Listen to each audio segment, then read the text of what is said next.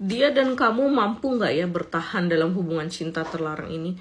Yuk kita kaji sama-sama dengan tarot.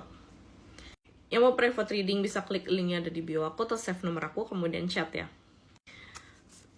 Sebenarnya kamu sama dia apakah bisa bertahan ya dalam hubungan cinta ini? Karena ya aku tahu hubungan cinta tuh berat banget gitu ya, capek.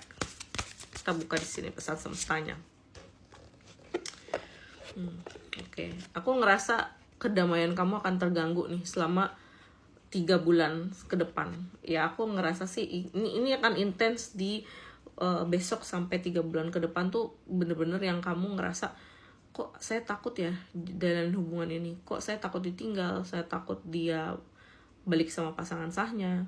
Saya juga takut ketahuan hubungan ini hancurlah nama baik saya, pekerjaan saya dan lain-lain.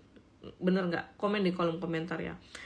Dan aku ngerasa kamu juga kayak gelisah karena dia juga tiap hari nggak bisa namanya hubungin kamu. Kalau weekend dia sama keluarganya, kalau pulang kerja dia sama keluarganya, dia juga nggak bisa yang namanya ngechat kamu sembarangan gitu. Karena ya aku ngerasa pasangan sahnya juga kadang ngelihat handphonenya dia gitu ya.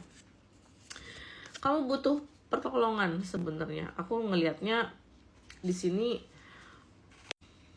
kalau kamu bertahan akan banyak hal-hal yang kamu butuh pertolongan. Misalkan kamu bertahan sama dia, kamu kepikiran sampai sakit-sakitan, kamu misalkan ngekos atau tinggal sendiri, dan kamu butuh seseorang untuk merawat kamu gitu. Jadi aku ngeliat sih sebenarnya lebih banyak rempongnya gitu ketimbang faedahnya gitu ya, ketimbang keuntungan yang kamu terima.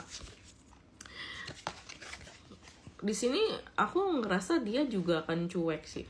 Kalau dia cuek jangan kamu ngejar-ngejar, biarin dia cuek sendiri. Kalau aku ngerasa sih sebenarnya dia akan nantinya ngikutin kamu gitu.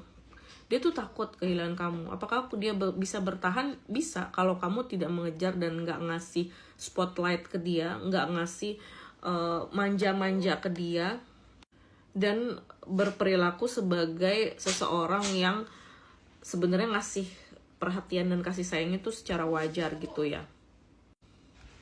Dan aku ngeliat juga sebenarnya dia akan capek sih jalaninnya, karena banyak hal-hal yang bikin dia tuh menyesali untuk bertahan sama kamu. Begitupun juga dengan kamu, karena ya walaupun sama-sama menyesal untuk bertahan bukan berarti harus bermusuhan. Karena aku ngerasa secara koneksi sih masih baik-baik aja, masih bisa berteman, cuman secara pertahanan udah runtuh gitu ya. Sekian readingan dari aku kali ini, semoga membantu. Sampai jumpa di readingan selanjutnya, bye.